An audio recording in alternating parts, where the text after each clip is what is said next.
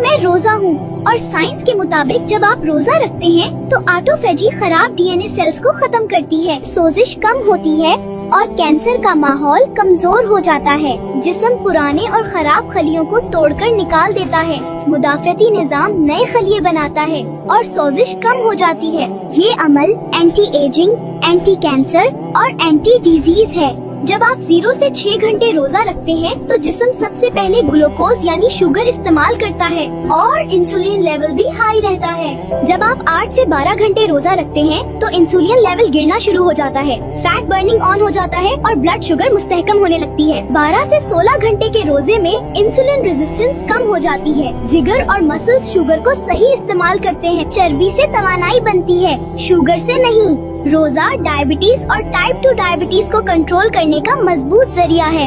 High blood pressure में रोजा रखने से इंसुलिन कम होता है, नमक की मिकदार कम जमा होती है और खून की नालियां रिलैक्स हो जाती हैं। इसीलिए रोजे से नसों का प्रेशर कम होता है और ब्लड प्रेशर कुदरती तरीके से कंट्रोल हो जाता है। मोटापे और पेट की चर्बी के लिए रोजा इंसुलिन को कम करता है, चर्बी जलने लगती है और हार्मोन्स का तवाजुन बेहतर हो जाता है। पेट की चर्बी कम हो जाए तो ब्लड प्रेशर, शुगर और दिल सब कंट्रोल में आ जाते हैं। दिल की बीमारी में रोजा रखने से खराब कोलेस्ट्रॉल कम होता है, अच्छा कोलेस्ट्रॉल बढ़ता है और खून जमने का खतरा कम हो जाता है।